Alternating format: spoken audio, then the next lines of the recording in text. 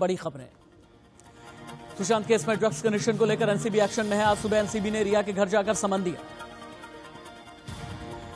NCB 15 minute तक रिया के घर पर रुकी। एनसीबी ने रिया को सुबह 10:30 बजे तक पेश होने को कहा। एनसीबी ने रिया को 2 विकल्प दिए, कहा या तो हमारे साथ चलें या फिर खुद एनसीबी दफ्तर पहुंचे। आज ही रिया से एनसीबी पूछताछ करेगी। पूछताछ के बाद रिया की गिरफ्तारी भी हो सकती है। रिया से ड्रग्स कनेक्शन मामले में पूछताछ होगी। रिया के घर के बाहर मुंबई पुलिस तैनात।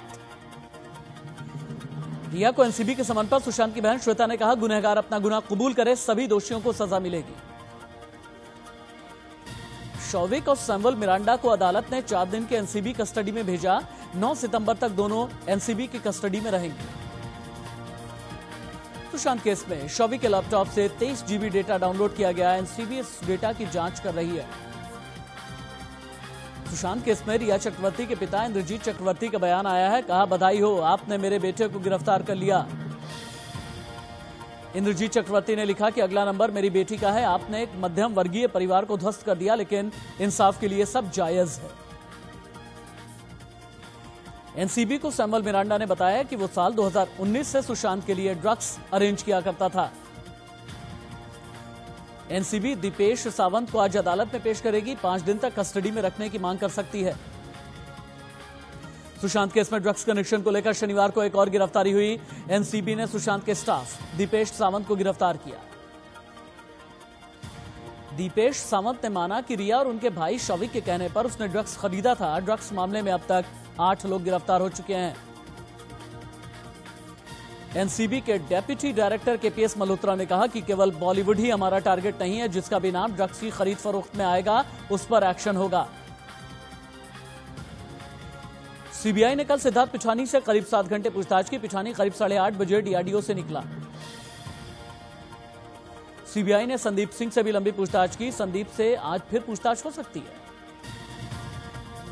सीबीआई ने सुशांत की दोस्त स्मिता पारिक से भी पूछताछ की। स्मिता ने कहा कि सुशांत आत्महत्या नहीं कर सकते।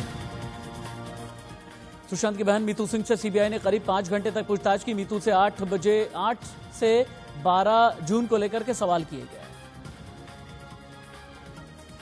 कंगना रनौत ने ट्विटर पर एक बार फिर महाराष्ट्र सरकार पर निशाना साधा। कहा, 2008 में मुझे साइको घोषित किया गया। अब महाराष्ट्र के मंत्री ने बदजुबानी की।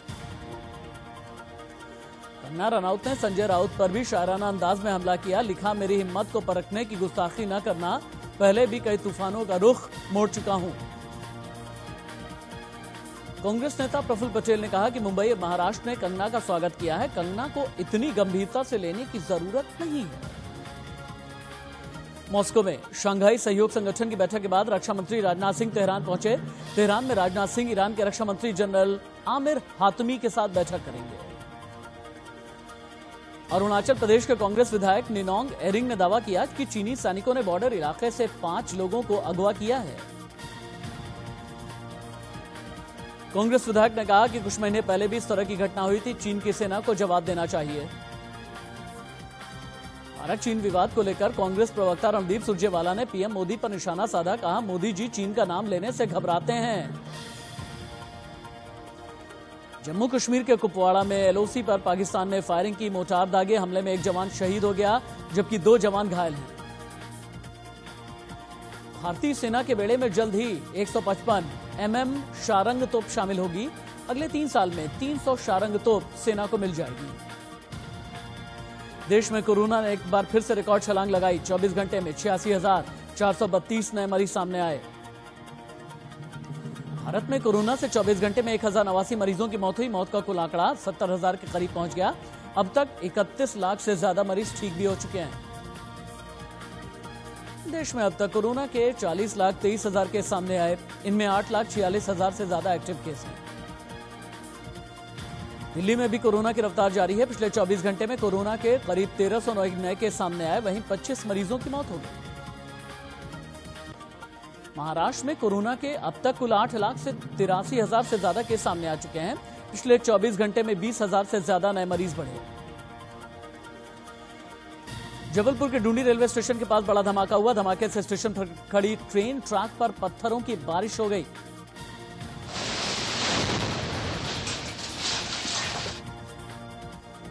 यूपी के गोंडा में एक नाले पर शिक्षकों ने पहल करते हुए लकड़ी का पुल तैयार किया, जिससे 200 बच्चों को स्कूल आने जाने में आसानी हो गई है। यूपी के गाजीपुर में गंगा रौद्र रूप में बह रही है। आसपास के गांव में पानी भर गया। बाढ़ के पानी से किसानों की फसलें बर्बाद हो गईं। दिल्ली एनसीआर में बारिश की वजह से गुरुग्राम में जगह जगह जलभराव हुआ, लोगों को परेशानी हुई। Ease of doing business ranking में यूपी ने बड़ी छलांग लगाई। यूपी 12वें नंबर से दूसरे पायदान पर पहुंचा, जबकि आंध्र प्रदेश पहले स्थान पर है। दुनिया भर में कोरोना से अब तक 2,69,00,000 से ज्यादा संक्रमित हो चुके हैं, जबकि 8,81,000 से ज्यादा लोगों की मौत हो चुकी है। श्रीलंका के पूर्वी तट के पास तेल टैंकर में भयंकर आग लग गई। इंडियन कोस्ट गार्ड और नौसेना की टीम ने रेस्क्यू ऑपरेशन में 22 लोगों को बचाया। अमेरिकी राष्ट्रपति ट्रंप ने एक बार फिर से भारत की जमकर तारीफ की। कहा, मेरी बेटी इवांका और बेटे को भारत से बहुत प्यार है। मेरे भी भारत से बहुत अच्छे रिश्ते हैं। चीन से दूसरे देशों में जापानीज फैक्ट्री शिफ्ट करने वाली कंपनियों को जापान की सरकार सब्सिडी देगी। चीन की कई कंपनियां भारत आ सकती हैं। जापान के सुशी रेस्टोरेंट में ग्राहकों को लुभाने के लिए अनोखा तरीका निकाला गया। रेस्टोरेंट में बॉडी बिल्डर फूड डिलीवरी कर रहे हैं। आईपीएल 14 का शेड्यूल आज जारी होगा। आईपीएल टूर्नामेंट 53 दिनों तक चलेगा। सभी 8 टीमों के बीच 3 स्टेडियम में 60 मैचेस होंगे। यूएस ओपन में भारत के लिए एक अच्छी खबर सामने आई। रोहन बोपन्ना मेंस डबल्स के दूसरे दौर में पहुंच गए। पूर्व क्रिकेटर वीरेंद्र सहवाग ने एक वीडियो शेयर किया। वीडियो में सहवाग एक बछड़े को झूला झुला रहे हैं।